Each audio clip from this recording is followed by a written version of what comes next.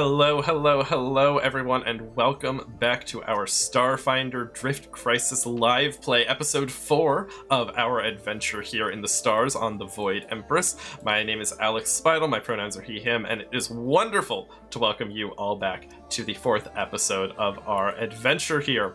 With me today, as always, are my 4 wonderful players here for our Starfinder Drift Crisis live play. Hello, friends. Hello. It's lovely to see you all again. Miss you all dearly. Why don't we go around and say hello to the people, let them know who you're playing, starting with Michelle. Hello. Hello, my name is Michelle Bradley, and you can find me on the internet at I am Chubby Bunny. That's on Instagram, Twitter, and the TikToks. That's right, I do that too.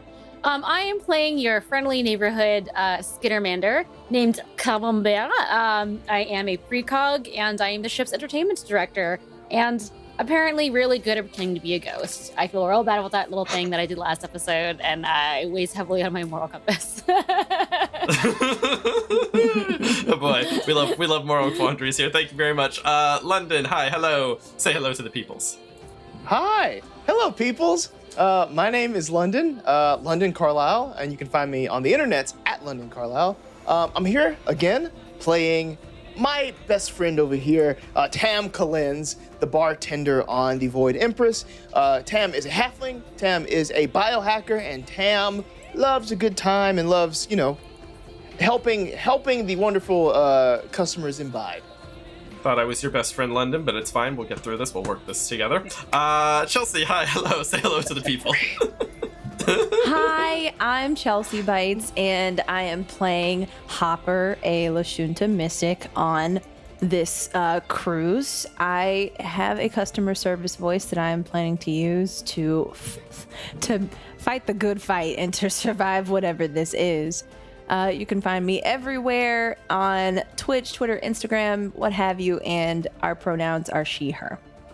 Very good. And finally, of course, Jim, say hello to the peoples, tell them of your story, etc. Hello, I'm Jim. You can find me at EvilJimJam on Twitter. I am playing Gary, the SRO security bot, who is just trying to hold it together as things fall apart very quickly, thanks to Alex's just terrible avalanche of misery that he's throwing our way. I didn't throw any misery at you last time. You all handled the problem very well, actually, and there was almost a good ending. Almost a good ending. Listen, in my defense, it's not called the Drift Happy Fun Good Time, it's called the Drift Crisis, so we're gonna have us some crises. Anyway. Speaking of crises, we should dive right back in with our drift crises and pick up where we left off. So let's go ahead and dive in with our lovely intro sequence.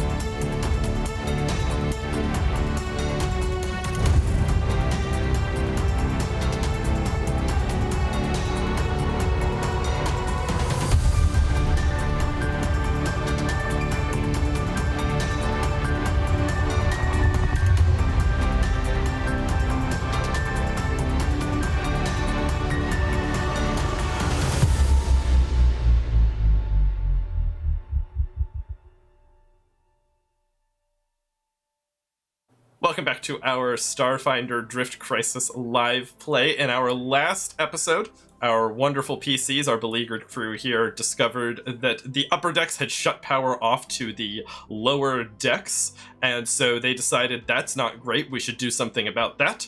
Their friend Nikiski, who also works with them, informed them that there appeared to be a generator somewhere that was still putting out a little bit of power, so they went to go check it out. They found a couple of robots controlled by one of the passengers on board, one of the more well-to-do passengers, tricked him into thinking that Vioni Opulos, the temporary commander of the ship, I suppose, was there. he informed them that he had only turned on the Transformers to help them take care of his rather ill daughter, and so they helped make his setup better and rerouted some of the power back so that everyone else could use it. And as we left off, I believe Camembert had just taken a data drive that the group picked up very early on from some of the interlopers and inserted it into the computer, and had rolled a computer's check to see what was on it. So Camembert, would you like to know what is on the drive? I would, and I rolled a 26, which I was surprised You about, surely because I did. forgot that I'm actually okay at computers. That's right. It's nice to be okay at things. So yes, you have gained access to this data drive. Now there are two data drives, and they are slightly different. The one that you have just accessed has not quite a video file, but has data that can kind of be constructed into a video file, I guess. But as you boot it up, what you realize you're watching is basically the events of several hours ago on the Starlight deck when the ship sort of plunged through some sort of portal back to the material plane. But you are watching it from the viewpoint of your SRO friend, Gary. And you realize that this is probably the data that was scooped out of his brain and copied onto the drive. Oh. Do we see this too? Are you... I mean, it's up on the computer screen, so if you're sort of crowding around Cammy as she's doing this, then sure, yeah, you probably see the same thing. I would love to. Gary, we have found your memories. They're right here. It doesn't seem like this is not covering anything that we didn't tell you about, but if you'd like them back, you can, I don't know, put this into you, if you want. Interesting. You see, I have no memory of this event, and yet, now that I'm watching a video of this event, I see the visual representation. So, is the memory reconstructed? Or is the data just missing? I will have to think on this further. It's like a deja vu. See what I did there? It's good. It's Okay, good. well, It is probably you a know little what? bit like deja vu. Yeah. Please do with this cartridge as you wish. I hand it back off to Gary, and then I put the second one in. Did you eject it safely? I dragged a little thing down, and it's like, whoop, and it goes. Okay, great. or Just had to whatever. check. Just had to check. Great. All right. That really stressed me so- out. This isn't a trick. Right? This isn't a trick, I swear. Wow. Starfinder is so hard. So the second drive, you can insert into the computer and access it in much the same way. I won't make you roll a second time. This one has similar kind of memory data, but it's not data that you recognize. Can you make a mysticism check for me? Actually, anyone can make a mysticism check just to see what you know about the lore I would like to dump on you now. Ugh, Great. 16, not good. Love that. I can't. Hopper got a 23. Yes. That's a low one. And Gary and Tam can't do anything, so cool, love that. All right, Nope. So, what the two of you would know, sort of looking at this now and putting some pieces together from earlier, every plane of existence kind of has its own native residents, right? The material plane has a bunch, but elemental planes have elementals that live there. Various aligned planes have various creatures that live there. The Drift doesn't have a bunch of creatures that live there, but there are some, and they're called Spectra. And they're sort of the native outsiders that live within the Drift. These are a new kind of Spectra that neither of you really recognize, but you realize as you're watching this that that's basically what these creatures that you fought way back 3 episodes ago were. They are these outsiders that came from the Drift and showed up on your ship for some reason. And as you reconstruct this data on this drive, you realize that the reason they came is because they were ordered to. They formed about 10 minutes before you encountered them. And they were sent basically... you can see kind of the orders that they were sent by some sort of supervising creature. And it was basically, in the common parlance, hey, something weird happened over here. Will you go figure out what that was? And they were like, yes, that is our purpose. And so they came and they poked around the ship for a little bit, and then they encountered you, and you punched them in the face a bunch, and now they're on the drive. And that's the data that you're able to Okay. reconstruct. I think I found something quite useful, and I'll spit everything you just said Absolutely. right to them. Yeah. Spectra. I've never seen anything like it. What do you guys think? Frankly, it's quite scary. Oh no, just it does not seem that they were trying to destroy or damage us. They were just trying to investigate. The problem is the investigation strategy was to steal the memories, not just copy them. So if it wasn't for that fact, maybe we could have been friends with these little drony, buggy spectrums. I don't know, spectras. Yes, I agree. I guess they had nothing to do with it. Why are we here? We're not where we're supposed to be. I still think we need to figure out where we are. It's true, because we're not in the drift anymore, obviously. If we can see the stars outside, it means that we are in one place. We're not traveling. And if these things came from the drift also, then perhaps they are stuck as well? I'm not sure. How did they get here then if we are not in the drift? Are they the reason we're not in the drift? Based on the sort of data that you saw, they appeared to be just as investigatory as you were, and so if they were the cause of it, they don't know it. Valid point. That's true. If we could figure out who sent these, then maybe they would have more information. Maybe they gathered more than we know, because all the information we have is on this ship, and no one here knows what happens. We just know that we're stuck, and that also the upper decks do not want to deal with us lower deck people. And I kind of get my antenna actually kind of twitch a bit. I normally don't show irritation on my face, but I did just then when I heard the upper decks. So I shake it off and I say, let's go. And I'll look at Mr. Baleson and I'll say, we're all gathered up on the lower decks if you ever need any assistance. It's I understand. I think I'll stay here with my daughter, but if I need y'all got food and stuff, I assume. Absolutely. I'll actually be sure to send an attendant down so you can rotate and you don't have to leave Susie's side. Oh, well that's mighty kind of you. Thank you very much. I appreciate it. And I want to query Gary and find out if there's like a way that we can find more information about like exactly where we are, because we got some power going, so maybe we can access more stuff. So I'll ask that to you, Gary. As near as I know, unfortunately, most of that information would be easy to ascertain if there were a bridge on the ship, which there currently is not. I'm unaware of any other node of navigation that we would be able to access. Perhaps we could communicate with, the vice president of this company herself if we just open up a comms through this terminal. Is that something we could possibly do? You can certainly try if you'd like.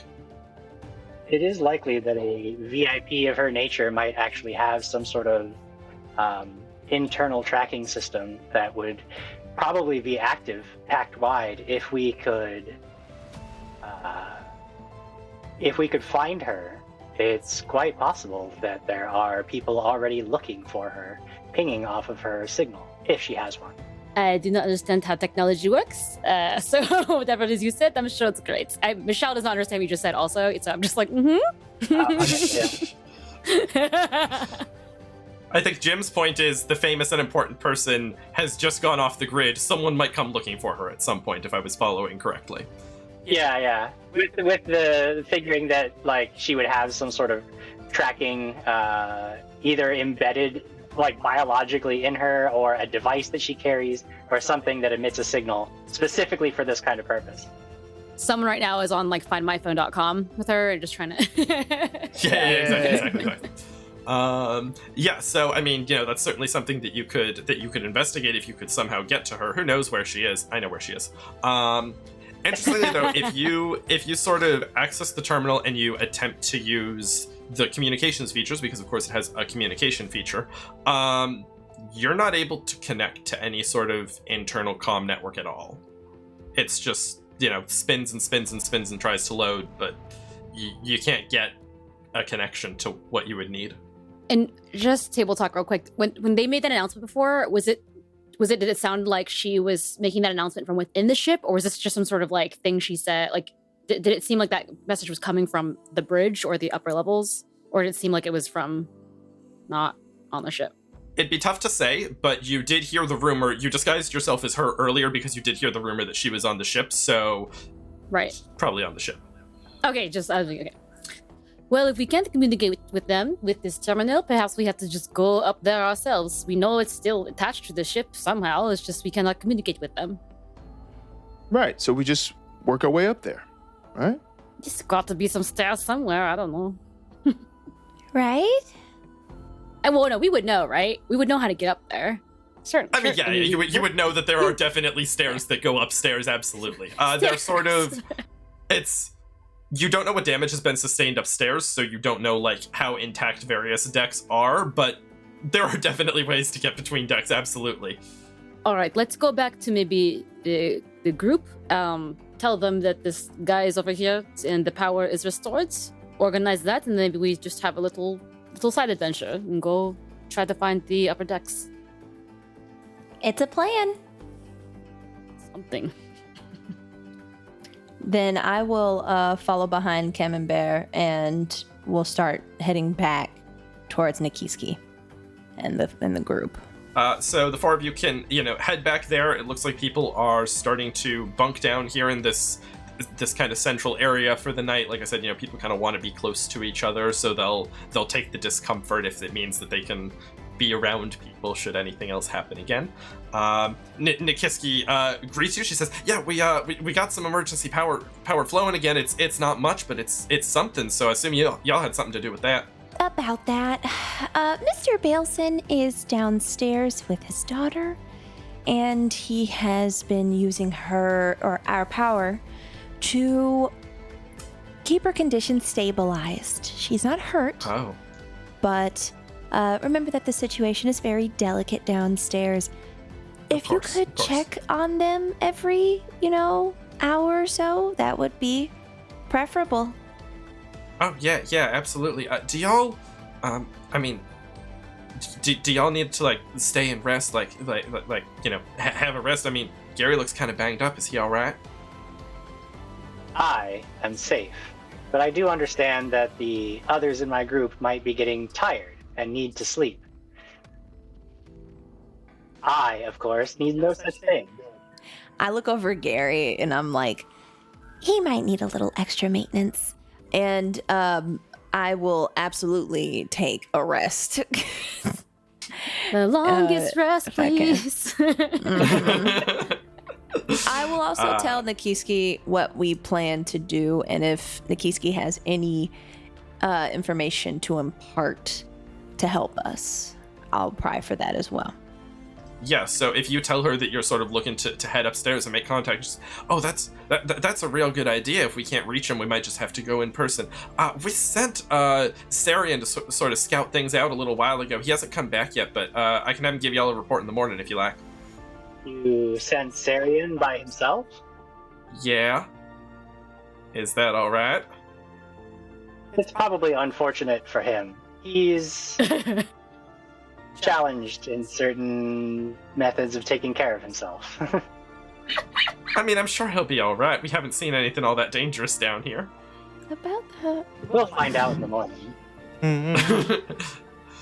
All right, that's awful ominous, but sounds good, I guess. Everything is fine. Everything's fine. Don't worry about it. So yeah, if you all want to, you can certainly go down for the night and have a long rest if you so choose. Wonderful. Yes. Yes, All right, I'm very good. doing. Spellcasters get spells back and stuff. Everyone gets stuff. Michelle, don't forget to roll your precog things, paradoxes. I did it. It's good numbers this time. Yeah.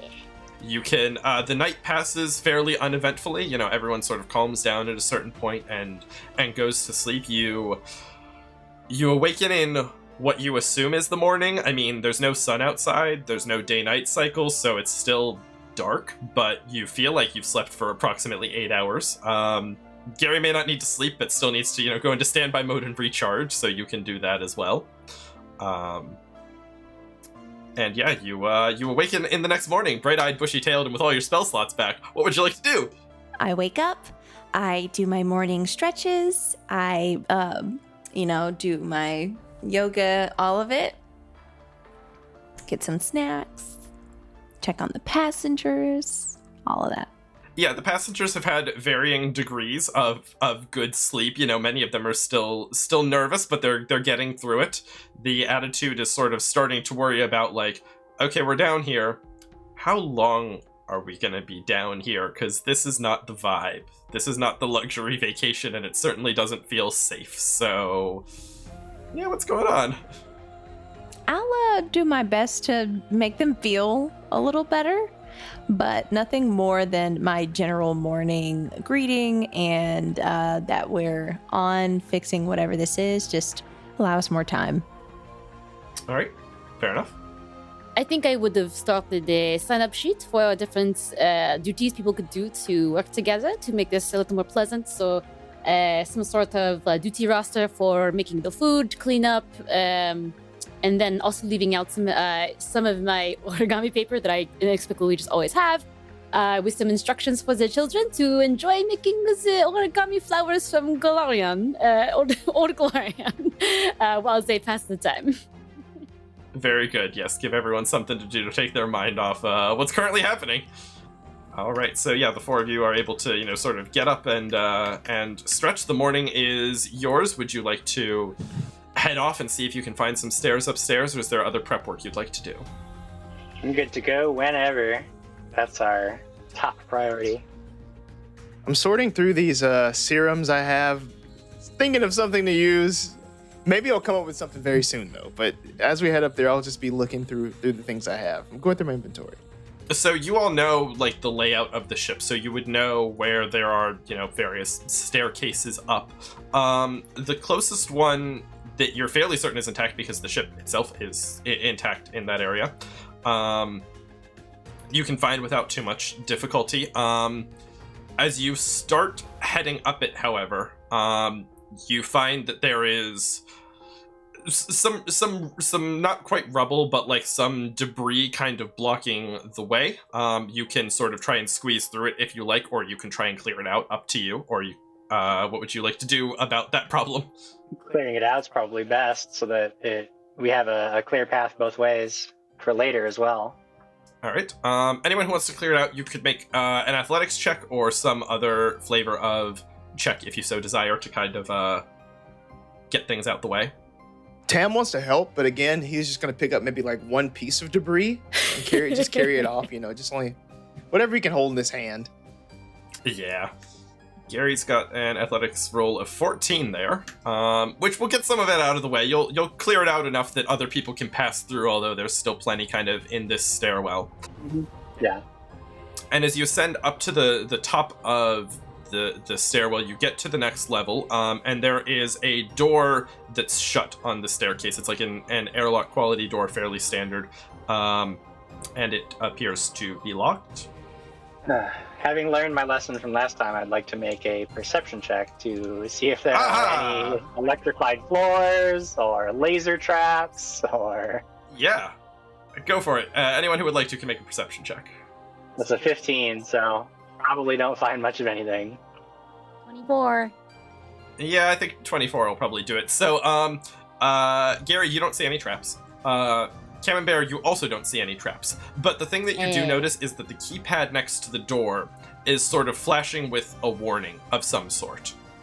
The keypad is flashing, and that's usually a bad thing, but I don't know what's going to happen if we touch it or try to open this door. Probably nothing good. Is there any way to determine precisely what kind of warning? Yeah, if you could touch it.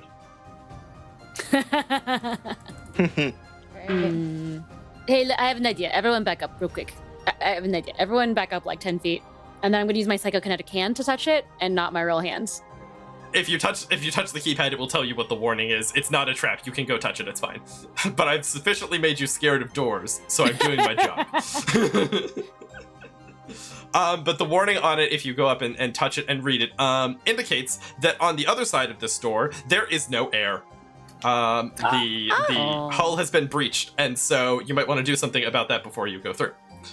Oh, okay. I tell everyone that thing. I mean, does anyone individually have something to deal with this? Because for me, I have one serum of infinite air that I happen to carry with me for various situations.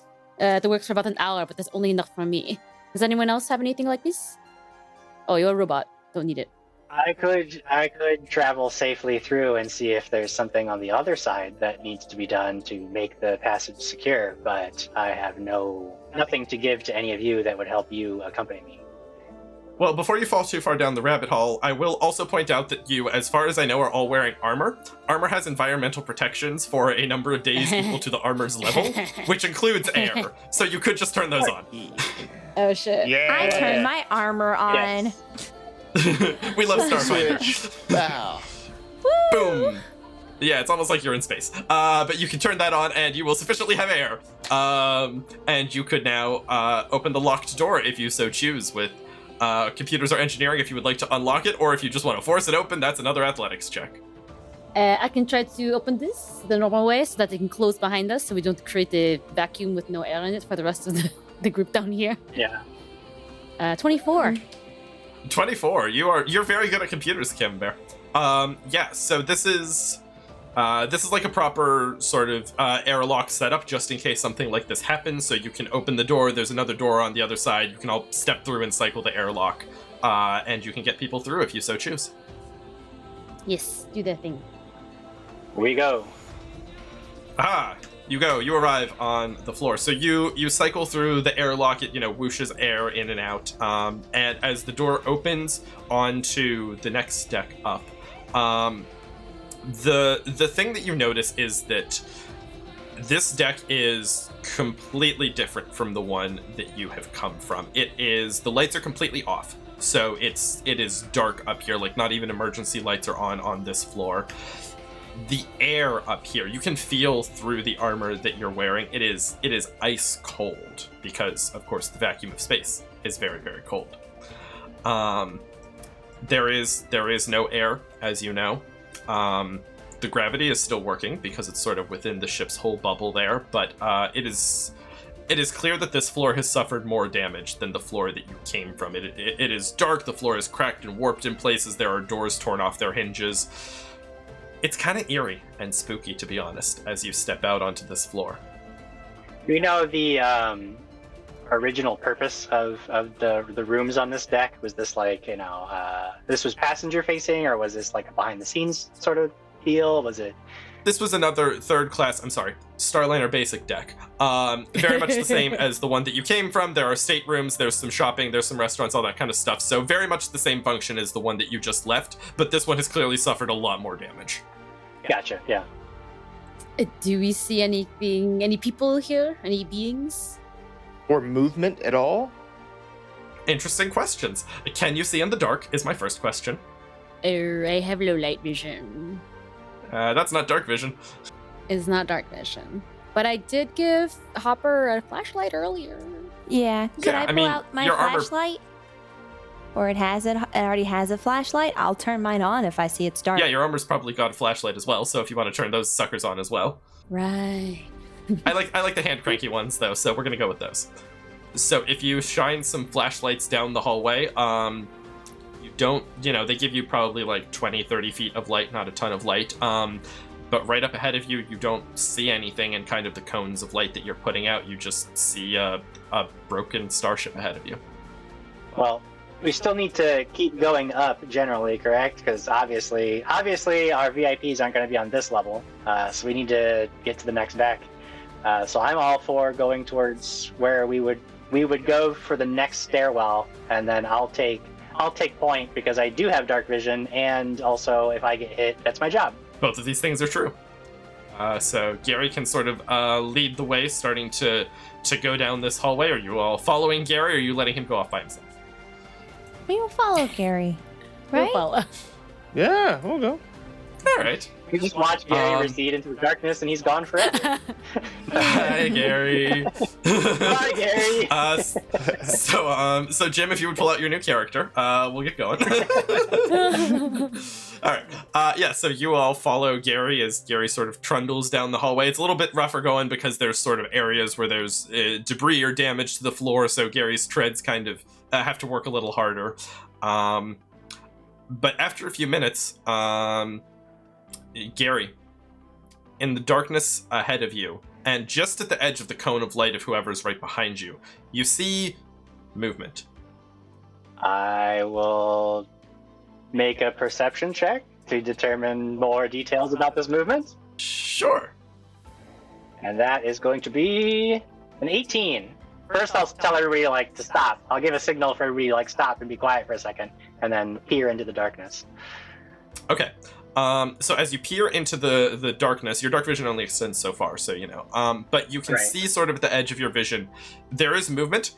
It's a humanoid figure, the human standard number of arms and legs and such. You can't tell exact species right now. But they appear to be either facing away from you right now. I can't really call out to them because there's no air. So, well, actually, that's a good... So, do they appear to be wearing anything that would indicate, hey, they're probably okay? Or is it no, this is just a body in space and we have a real problem here? From that distance, you can't really tell. They're wearing something for sure, but you can't tell if it's clothes or a spacesuit. Do I see them? Depends. How close behind Gary are you? I'd be following them. Are they 30 feet away from Gary? They're probably closer to 50 or 60 at this point. If we can creep 30 feet closer, I would like to detect thoughts. See if it has any. Yeah, I got no problem creeping forward. All right, so we do that. Do I detect any thoughts? Sure. So you sort of creep closer and closer and closer, and when you get within about 30 feet, Hopper sort of sends out that cone of detect thoughts. You're not getting anything. This individual is moving, but you're not getting anything. Who's in the back of the group right now? Oh, Probably, goodness. yeah, us, me, and Tam. Oh no, Okay. I'm gonna get predator or whatever. Aliens do. The two of you hear a scraping behind you about 20, no. 30 feet back. Mm-hmm. I try to tell Gary, I will communicate to Gary, I hear nothing from this. It isn't thinking. Stay back while I assess the situation. And then whenever I hear the noise, I telepathically start open a link to Tam. And there is something behind us, and I am very scared. Tam doesn't quite want to speak out loud, so he just furrows his stash. With the telepathic link, you can talk back to me and tell. You can send 10 words back to her. But also the mustache thing is pretty good. Maybe I can read your mustache feelings. Eyes open. We must not be eaten by this thing. I can't even respond right away, so I'm not True. going to. But yeah, Strong messaging. While they're so the whole time that they're playing this out, I'm actually approaching the figure in front of me to try to actually determine what's going on. Okay. Hopper, do you go with him, or do you wait where you started detecting thoughts? I will be 10 feet behind Gary, as he did tell me to stand back. Okay. So, a couple of things happen. As you approach this, whatever it is, you can tell that it's a humanoid figure. They appear to be wearing normal vacationer clothes. They don't appear to have a spacesuit on. They might, but they don't appear to. You just see them kind of shuffling along, walking away from you down the hallway. Hopper, as this creature sort of enters the cone of light that you have, you sort of instinctively gasp. You lose your breath. You can't believe you're seeing this, but you realize that wasn't entirely voluntary. The air is being kind of drawn from your lungs as you look at this thing. And the other thing that happens is the door just to your left starts to creak open. I'll try to alert Gary to the possible threat on our left as well. But can I, Sure. on any chance that I can get, am I able to determine what this is now that I can see it? If you have mysticism, you could make a mysticism check. Let's do it. It's a dirty 20. Dirty 20. So the first thing is Okay. you start to figure out what this thing is, but looking at it is a bad idea. So as you look at this thing, you suddenly realize you've heard of creatures like this. They're not uncommon, especially in disaster situations. It is clear that walking in front of you is some sort of undead creature, and it's this type of creature that is created when someone perishes from sudden decompression. And I need you to make a fortitude save. Wonderful. 15. 15 is the DC, so while you feel your breath sort of being pulled from you, you resist taking damage at this time. Tam and Cam, what are you doing? Hey, that's a fun duo, Tam and Cam. Damn it, Cam. Having a bad time. What are the two of you in back doing? Of the line. I telepathically asked Tam, I can go invisible. Are you okay? But are you okay? Bye! But, comma, are you okay? I'll be okay. Yes, I'll be okay. Okay, I turn invisible. I'm scared. I don't like it. So I burn a second level spell slot, become visible again. And then I try to like stealth away, maybe towards the front group, closer to Hopper and Gary. Okay, make a stealth check. Okay, also I will say I'm doing this. I'm gonna hold Tam's hand when I do this, and I know it doesn't make him invisible, but I want to like let him know, like feel me pulling towards like what direction I'm going to. Okay, Tam, do you follow her? Uh-huh. Yeah, I'll go with her. Okay, so go ahead and make a stealth check. You have a plus 20 bonus because you are moving. 34. Nice. All right, so you begin to drag Tam around. Tam, as you start moving down the hallway, the door to your right starts creaking open. Oh, I'm going to zoom past it. I'm going to speed up a little bit just so I can sort of, I don't know, clear it before it fully opens. Sounds good. All right, you go ahead and zip ahead. I would say the two groups were probably like 20, 30 feet from each other. Can I cast hold portal on that door that's opening? Yeah, sure you can. I do it. So it basically will close it if you want. It will either hold it closed or hold it open depending on what you want. So I assume you want to hold it closed. Yes. Okay, so you will cast that spell. The door will suddenly wham, slam shut. And let's continue. Hopper and Gary, you suddenly hear from behind you a door slam shut. Yeah, so I guess at this point, seeing that... So was there... I know that door was opening. Was there a different door that was also opening? There are several doors opening at this point. You Several hear doors the that are movement of opening. potentially multiple creatures behind you. Okay, so just that's why I'm just trying to, like, does Gary realize that there is now a threat present? Because if so... I would say at this point, yeah. I will tell you telepathically exactly what I know they are, and then I'll let that be like your cue. Gotcha. All right. So seeing that they're also... Now, my question is, I know that you were saying that internal comms are down, and there's no air here. Do we have, like, comms between each other, or can we, like, not really talk to each other except through telepathy? I would presume that you can, like, network your suits and talk to each other for the sake of... As fun as it would be to make it so you can't talk to each other, for the sake of expediency, you can talk to each other. Okay, cool. In that case, I'll send a little broadcast to my whole group, which is, stay calm, follow me, and do not stop until I stop. And I will begin moving as quickly as possible towards the next stairwell, flashing hazards as brightly as I can. I will try to follow Gary. All right. So if we are all going to follow Gary and attempt to escape from the creatures that are currently surrounding you, we can do that if that's what you'd like to do. The way you say it. Oh, no, it wasn't intended to be threatening at all. But if we're going to do that, then I'm going to pull up my little chase rules here, and we'll see if you can get away from these guys successfully. So what I have prepared for you today, much like a chef prepares his meals, is I have prepared a lovely little chase sequence for you as you attempt to get away from these things. I have wholesale lifted the rules from Pathfinder 2nd Edition because I think they're good chase rules. So I will present you all with a series of obstacles to attempt to sort of stay ahead of this pack of undead creatures. I will give you some skills that you can attempt to use to overcome them, but I am always open to creative suggestions as to how you would like to overcome an obstacle. Everyone gets one shot before everyone gets to roll a second time, but you can go in whatever order you want. So if one of you is like, oh no, I got this one, then, you can let them roll first before you roll your terrible athletics check or whatever.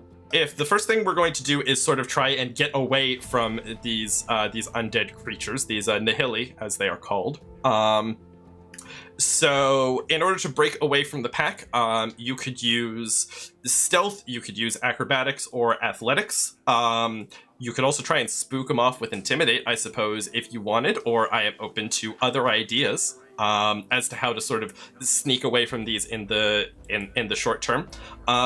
You will need 2 successes to overcome this obstacle before we move on to the next one. So whoever would like to make an attempt first to get away from these things, you may do so. Let me know what you would like to do. I was gonna say, I was wondering actually if the other members of the group would want to use stealth, because I figure with me creating like such a visual beacon in the dark, I could actually draw more of them towards me, and you all, while you're actually like using stealth to get away from them. See how well of a distraction? I mean, the lights are already on, I think. Yeah. Yeah, if you wanted to attempt to cause a distraction, you could certainly do so. I figure that's kind of naturally what he's already doing, so sure. What do you want for that? All right, that's a good question. What would you like to roll for that? I'll let you... Not anything that makes sense, because all of... I would say, like, instinctively, it would either be, like, sort of either intimidate or diplomacy just to kind of draw attention. Let's go with an intimidate. Yeah, intimidate makes sense. Let's try it. Let's see what happens. Hey, you guys want me? Yeah, dirty 20. So your lights have definitely drawn the interest of some things in the hallway. And actually, I'm going to say that'll be a success, actually, because I like with the lights, I will call that enough bonus to overcome the DC that I set earlier. So that'll be a success for you. Awesome. You need one more to kind of break away from the pack initially. Whom would like to go next? Can I try one of my feats? Sure, what would you like to try? Can I harm undead? Yeah, you could definitely harming these undead would definitely sort of keep them off your tail for the moment. So if you wanted to do that, you can expend a use of your healing channel. Awesome. So you would spend a mystic spell slot of the highest level you can cast, so that would be a 2nd level spell slot, and you would just basically shoot out an area of positive energy that harms undead. Do you have an idea of what that might look like for you? What sort of things you would like to try to keep them away from you? For me, I like to think that everything's all mental for Hopper. So maybe there's like a wavelength that she taps into or something like that just repels undead. They don't like it. So yeah, you can't see it, but you do see the effects of it. Yeah. Go ahead and make just a mysticism check for me just to see how well you do, which will affect some stuff on my end. 23. Ooh. 23. So I will say that you will sort of send out this wave of, positive energy and sort of be able to not only like halt them in their tracks for a little bit, but actually kind of push them down the hallway a little bit, which will make it a little tougher for them to catch you, which is good. Wonderful. Awesome. So that will be, I will say, with the expenditure of that resource, that will sort of get you away from the pack initially. So you all have a little bit of a lead on them. But now, of course, you've got to navigate through darkened corridors very, very quickly, and sort of make sure that you all stay together and you don't get lost and you get where you need to go. So Tam and Cam again, the two of you have to go first. To navigate the corridors, you could make a survival check, perception check, maybe a culture check to see how well you know the ship, or any other skill that you want to pitch to me, and you're going to need 3 successes to get past this obstacle. Cool, yeah. I would like to do perception. Again, sort of knowing like the layout of different parts of the ship, especially all of the not third class. Starliner Basic, thank you. Starliner Basic. So I'm going to do perception. Sure, go for it. 20. A 20. A 20 perception will get you a success. You will sort of navigate through the first part of the twisty, turny corridors and get you a success. Michelle, you are up. What skill would you like to attempt to use this time? I feel like I would use I could either use culture or perception. I feel like either of those would be in my wheelhouse. Perception, both of those being that I know how ships are laid out. I've been on a lot of ships in the back ends, and I would figure out I would know how the flow of a room works. I guess from my event planning background, my event backgrounds. So up to you, whichever one you want to do. Okay, I'll do culture because it's a little bit better. Okay. 25. 25, yeah, so you will use that innate knowledge of ships and this ship in particular, and you will be able to get yourselves another success.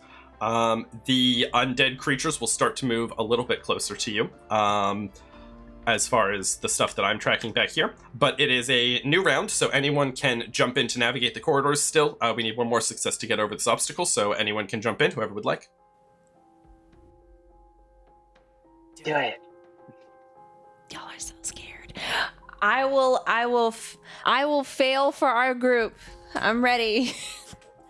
Don't you do said there's that. another. I'm not gonna try. I promise. I would like to try to navigate this next obstacle. So I broke away from the pack. Am I running down a hall? Yeah, you're basically sort of navigating through the corridors, yeah. Okay, I am gonna try to use perception. 28 total perception. A lot of good rolls here in this this little chase stealth sequence. So that will get you your third success that you need as you get through the corridors.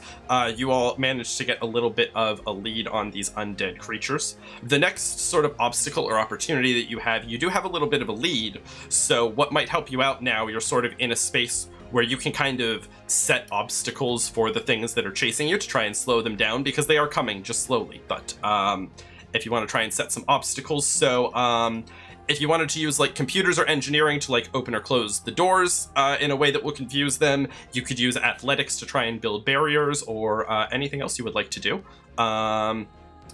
Hopper has already gone this round, so any of the other three of you who would like to go first? Sure. I think that as we pass through the next bulkhead, or the next hatch, I'll just turn around and try to sort of smash the controls with an athletics check to try to just make the door inoperable. Sure. So that is looking like 19. 19. You do definitely smash up the keypad, and the door definitely does close mostly shut. It will count as a success, although it was not possibly quite as thorough as it could have been. But that will be one of the 3 successes you need in this phase. So, Tam or Cam, you are up next. What would you like to do? So when we go through the next, the most narrow corridor that we go through, I want to maybe just find,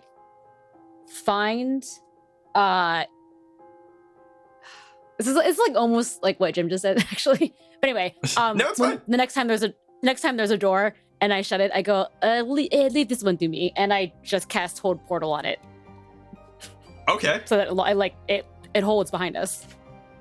Yeah, absolutely. Yeah, I would say that, expending that spell would definitely earn you a success there without even a check. So, you can sort of hold that portal behind you.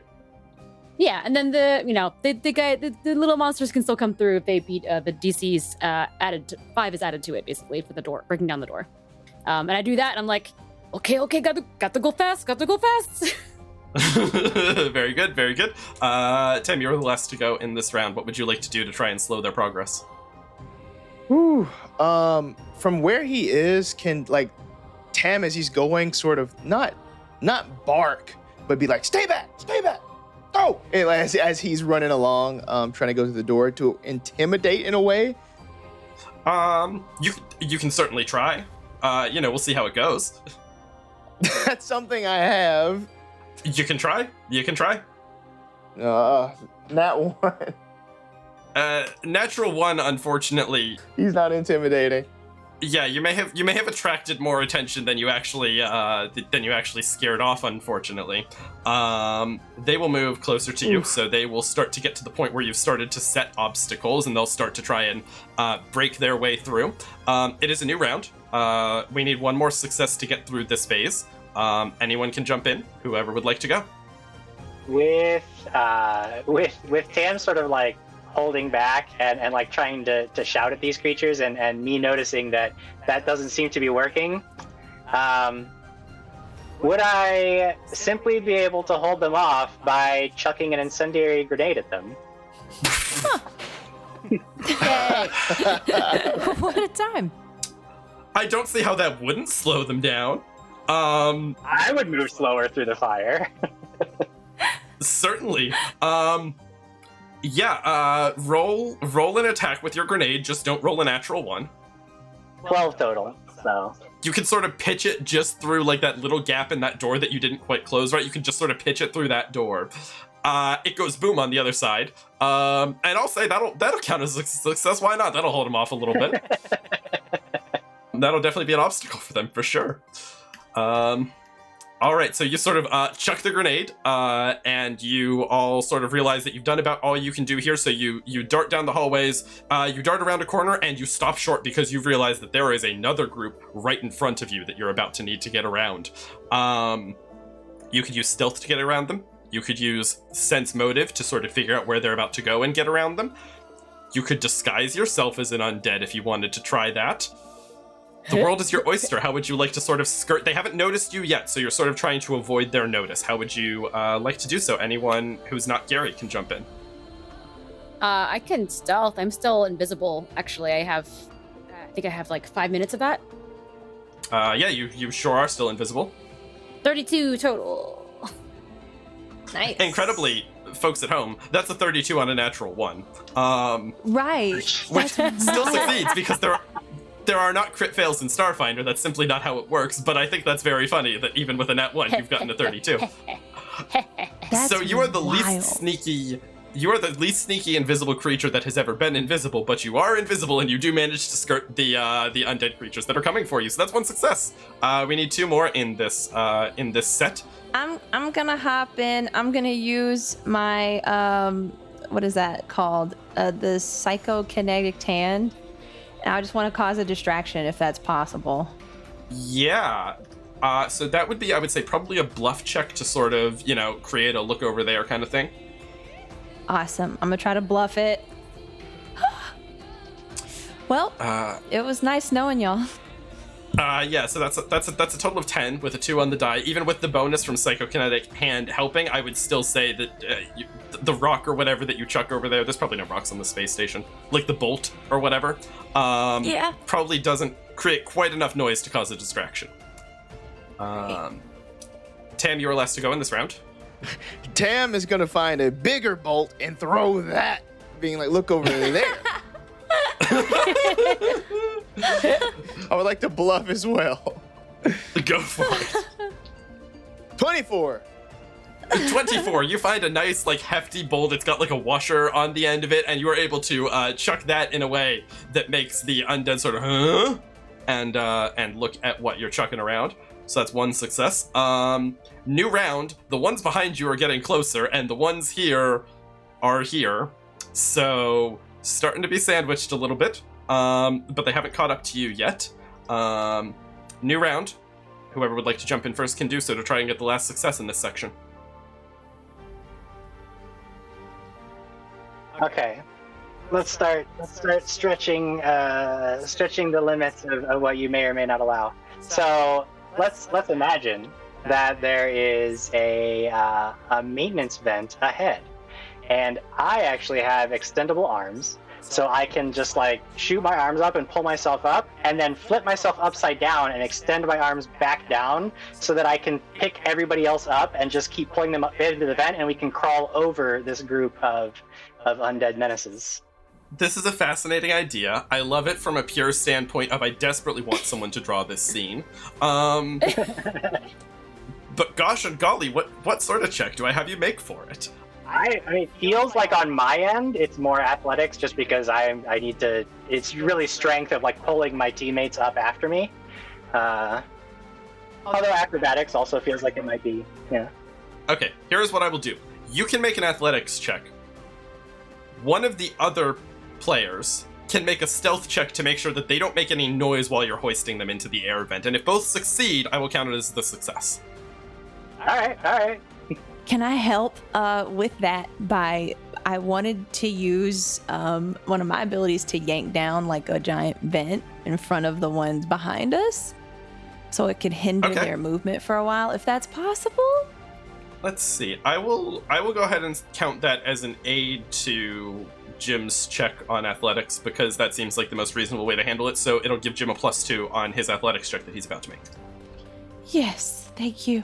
Here we go with the roll. Oh gosh, 13. But then I do get a +2 bonus, which is 15, which I still feel like we're in bad territory here.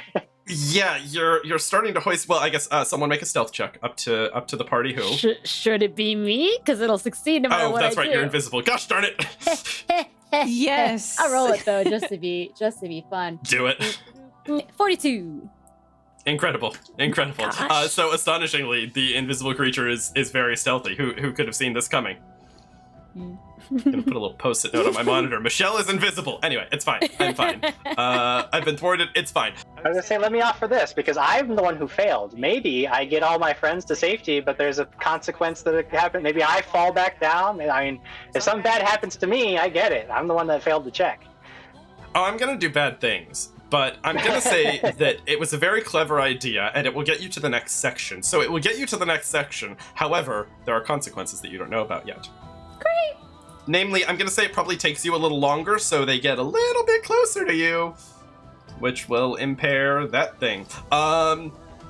So the four of you sort of get into this vent that Gary has lifted you through, and you sort of make your way through it. The vent spits you out at the other end. And you can sort of realize that the room that it spits you out in is actually a storeroom. So you sort of circumvented things, and if you want to, this is an optional task, any of you who want to can make a perception check to try and quickly rifle through the room and see if you can find anything useful. But this is a risk versus reward situation, because of course there are creatures coming after you. So make your choices. I will do it because I'm risky. Why not? Somebody save me after this. Let's do it. Dirty 20. All right, a total of 20. I will say that in quickly rifling through, you will find a serum of some sort. You're not sure exactly what, you don't have time to read the label, but it looks useful. All right. Anyone else want to search the room, or are you just letting Hopper search alone? Yeah. I'll search. All right, go ahead and make your perception check then. 25. Hey. 25. So you, as you're searching around, you find, let's see, you would probably know what this is. You find a small sort of gem with like circuitry on one side, and you recognize it as a spell gem that has a spell embedded in it that can be cast once. You don't know what spell yet, but you recognize it as something that would be valuable and useful if you would like to take it. Yeah, I'll take it. Okay. Would anybody else like to rifle the room? Me. 28 total. 28. I'm doing good today. I don't know what it is about. You are. You are. These skill checks, they're doing well.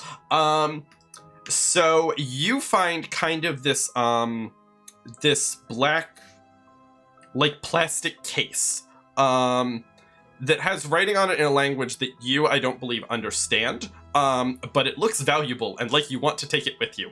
And that will be your treasure for the moment. Yay. I take it. Gary, are you also tossing the room, or are you hustling the group along? I feel like it would be part of my primary function to get people away from the danger as quickly as possible. So I don't think Gary would stick around to search for things. Okay. All right, so the three of you get a chance to sort of quickly rifle through the room, find something that could be potentially useful. Gary, as you poke your head out of this room, you have a couple moments that you could that you've lost the undead for now, but you can hear them sort of coming from around the corner. It's clear that they're going to locate this storeroom before too long. This last section of the chase is the part where you attempt to find a safer place to hide than this storeroom. You can make a perception or a survival check to do so, or if you would like to pitch another skill, you may do so, and I will let you have first crack at it, Gary. Feel like just searching. I'll go straight, vanilla on this one, and we'll just do a perception check to see if I can find somewhere safer to hide. Okay. Probably not though, because it's 17. 17. Yeah, your attention is sort of split between the creatures, the undead creatures that are coming from around the corner. They are coming quickly, and the fools behind you who are currently rifling a room instead of trying to get to safety. So yeah, I will say that will not succeed. And the monsters, the Nihili, they are coming. They are coming quickly. They are almost upon you. We are in a new round. What would the four of you like to do as you attempt to find a safe place to hide? Can I look for a safe place to hide? You surely can. Make a perception or a survival check or something else that you want to pitch.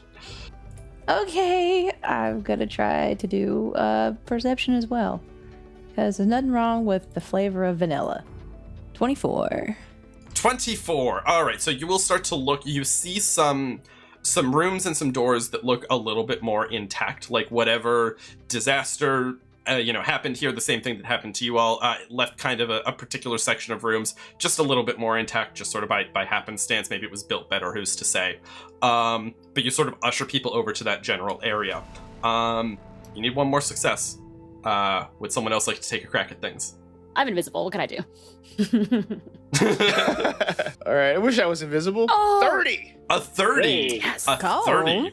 Yes. Best roll of this escape sequence. As you quickly scan these doors that Hopper has pointed at you, you see one of them creak open. And you see an arm, clearly a living arm, beckoning you. Like, come in. Oh, everybody, this way. I'm pointing towards the arm, and I'm gonna go towards the arm. Okay. You go to there, yeah. It sort of opens the door wider. You can see a head pop out and sort of look back and forth very quickly as he gestures you. You see an android, sort of green nanites, running up and down their head, very clearly alive at this moment. Who knows if they wish you harm, but for the moment, it's probably better than the undead. Do you go in the room? Yeah, I go in the Absolutely. room. I mean, it's better than out there for sure. I roll into that room also, but I stealth. No one knows I'm there. That's true. No one knows you're there. You are invisible as you enter this room, although you're probably close to the end of that invisibility. 5 minutes, yeah. So you all rush into the room past this android. The android sort of not slams, because they know not to attract attention. They close it very quietly. They throw several locks on it, and they turn to you as you're all sort of catching your breath in this room after having run from the undead. They turn to you and they say something that I will tell you about next episode. Yeah, there it Oh, is. Yay! That was really scary and fun. Oh my goodness. Oh, I hope that was spooky enough. This is my little undead level, so I hope you like it. That was great. I was Very terrified nice. we were gonna get bit. You were close a couple times. You were close a couple times, and Nihili are nasty if you've got to fight them. So good work running. Oh, One Thank you. other thing that I want to do real quick before we all log off here for this particular episode is that I would like to congratulate all of you on leveling up to level 6. Hey! all right. nice. You get I'll cool punch stuff. even harder next time. Yes. So I think at the beginning of the next episode, I like to sort of, share with the viewers and with the players sort of all the shiny things that we get, so we can talk about that next time. But that'll be a next time problem. So thank you all so much for playing with me. I hope you all had fun and a little bit of spooks as well. Thanks as well to everyone who watched our spooky little episode here. Hope you're all enjoying and you're excited to see what happens to our crew next. So thank you all so much, and we'll see you next time. Bye-bye. Bye. Bye. everybody.